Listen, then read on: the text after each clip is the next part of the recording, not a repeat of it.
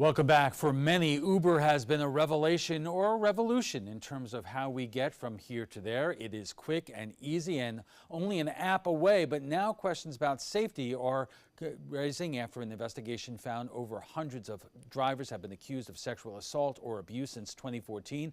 Uber is changing some of its policies in response, but will it be enough? And you might recall we had a huge debate a few years ago here in Sarasota on background checks for Uber and Lyft drivers. In the end, the city commission got rid of all regulations for Uber and Lyft drivers as well as taxis. And joining us for more is the brand new mayor of Sarasota, an attorney also, Liz Alpert, and head of operations for Yellow Cab, John Nicholas. Welcome to you all. And Mayor, number one, congratulations. Your first appearance at the Trapezoid as the city's mayor. Yes.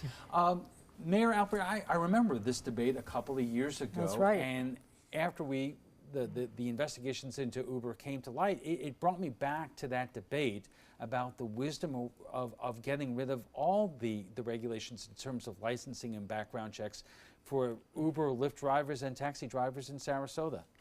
Well, yeah, I came on your show actually at that time, and we talked about it because it was kind of a bold decision by the city commission, because we had always regulated taxi drivers. You know, they had to submit to a background check and get licensing in the city to be able to operate.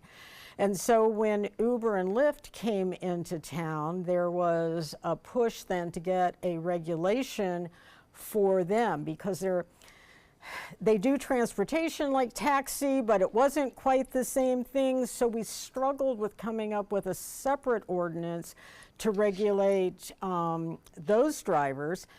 But then we discovered that in the county, they weren't regulated. The taxi drivers weren't regulated. And so we thought, why should we be doing that? I mean, they're going across the lines. And so we decided, let's just not regulate either one. It's not just city and county lines. You have taxis and Uber drivers going from here to Tampa International Airport and so forth. Absolutely. And John, you were one of the people who wanted Uber and Lyft drivers as regulated as taxi drivers. That's correct. Yellow Cab, along with the larger taxi companies, never wanted Uber or Lyft gone. That was not what the regulation was about. We simply wanted the same regulation that taxis have been following since the 80s in Sarasota, even longer if you go back to other municipalities.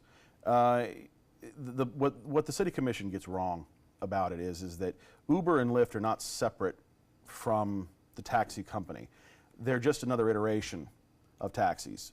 It's the same as at the turn of the century, moving from carriages to gasoline vehicles. Some people would argue they're two different types of taxis, or they're two different types of businesses, but in essence they're the same. So towards the end of the debate about deregulation, we attempted to simply ask for the city licenses to be common amongst all the Uber drivers. It was just one of the things that we needed. I mean, But even if that's the case, and I think there's an argument that can be made that that's true, but really, why is the city in the business of, regulating either of you? Because it's your own business. It's up to you to make sure that your drivers are safe. It's up to Uber to make sure their drivers are safe. We aren't like doing background checks on people who are working in retail stores on Main Street. Right, but people who are working on retail stores on Main Street are not driving individuals from here to there, sometimes short or longer or distances. And so the question becomes, whose responsibility is it? Is it the state that has professional licenses for, hairdressers to plumbers? Yeah, I mean, you go into an issue when you deal with enforcement, when you deal with the state. Who enforces these? Now, I understand what the mayor is referring to as far as why should we be the ones that are regulating these companies. The problem with it is that companies, when they self-regulate, tend to do almost no regulation, because it ends up costing money. So I mean, it depends on your viewpoint of how you view regulation and how you view self-regulation. All right, we are just getting warmed up. We'll have much more on ride-sharing services and concerns about safety right after we check the first alert weather, so stay with us. Welcome back. Are you safe when you get into an Uber, Lyft, or taxi cab? Are companies that employ drivers doing enough to keep you safe? Joining us for more is the new mayor of Sarasota, Liz Alpert, the head of operations for Yellow Cab, John Nicholas, and a Uber driver, Heather Fraley. And Heather, let me start with you because obviously you've seen these stories and investigations about the problem of sexual assaults among Uber drivers around the country.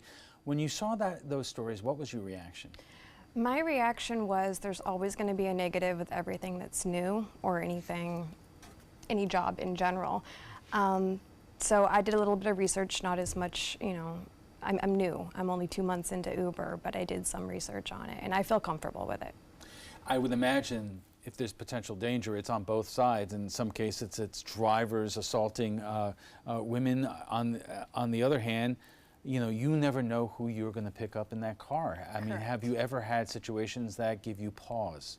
I try to avoid the 2 a.m., alcohol and bar scene. I try to avoid that, go home before then just because I'm not comfortable with it yet.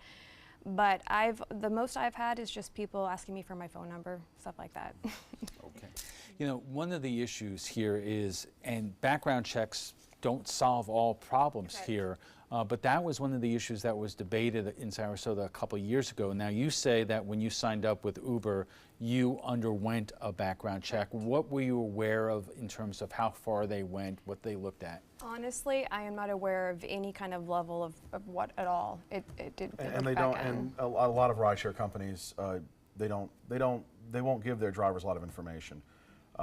When it comes to that kind of stuff. The thing of it is during the vote for deregulation, the reason I actually brought this paper was to give an exact quote of what one of the commissioners said. Verbatim, Susan Chapman, I would like the public to be on notice, that if they, as in the citizens of Sarasota, are raped or murdered, it's their responsibility. Okay.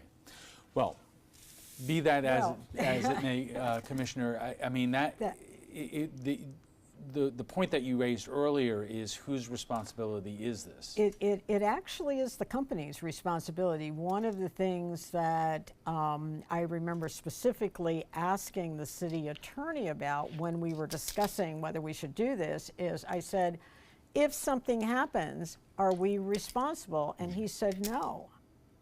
And I thought, well, then why are we doing this? This is one of the cases where I think the state should be coming in and doing the regulation, if any, because it is a statewide business, as taxi cabs are.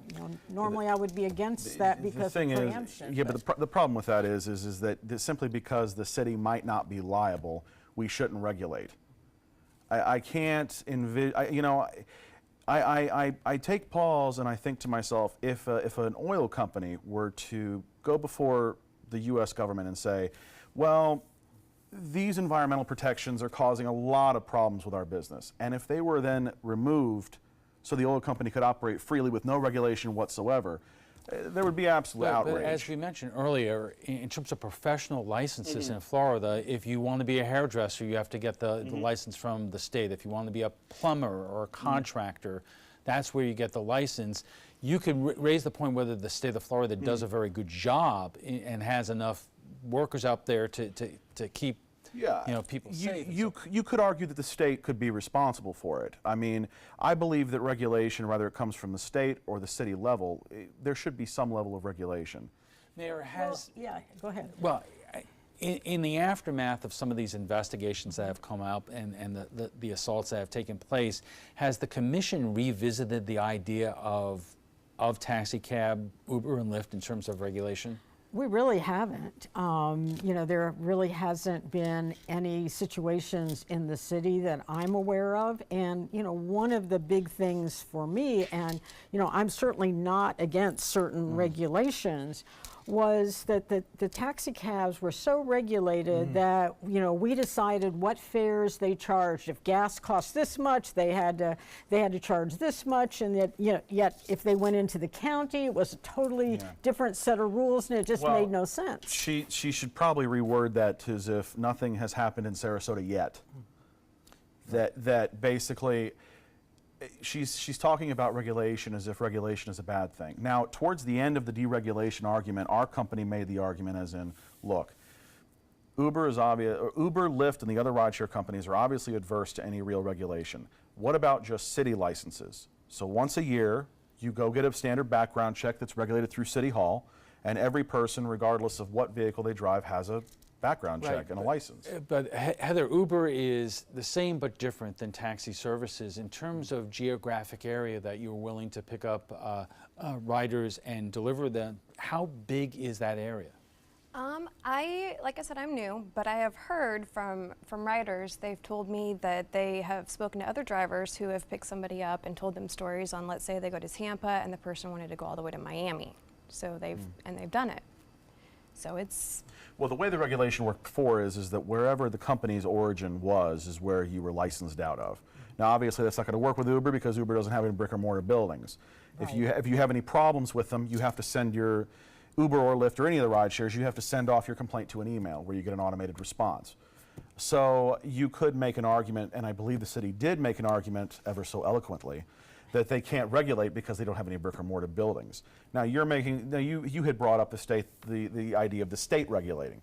That's a possibility, but I don't foresee the state wanting to take on that kind of responsibility because you're left with who's going to police it. Well, I mean, they would probably make it our responsibility to police it, but they, they're taking on all sorts of regulations that I don't think they should be taking on. So I think if that's where it's going to, just because you're crossing county lines and, city lines, and it just makes no sense for each individual little community to have a separate regulation on that sort of thing. Then perhaps a statewide database that has, look, these licenses, they're called hack licenses, and they were in existence in Sarasota since the 80s.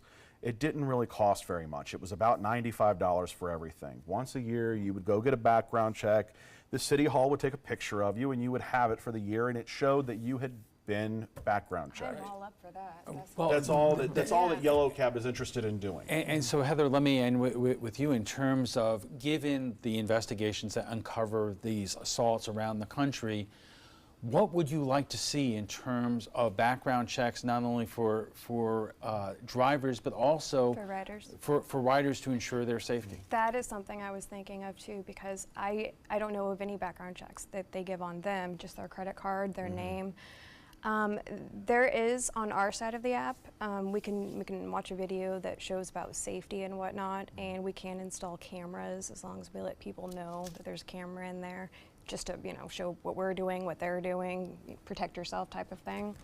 But I am all 100% in with what he said. Do they give you training on that? No. On how to protect yourself at all? They give you a YouTube video. Pretty much, yes. I mean, the thing is look, and I understand, our argument and Yellow Cab's argument, since Uber, Lyft, and the rideshares came here, we never wanted them to go. We understand that but I believe that the city is taking the stances of, well, these are different types of companies. They're not different. They're simply an iteration of taxis. All right, we are going to have to leave it there, but I want to thank you all for joining us. We want to thank our guest, Sarasota's Mayor Liz Alpert, the head of operations for Yellow Cab, John Nicholas, and a local Uber driver, Heather Fraley, for joining us tonight.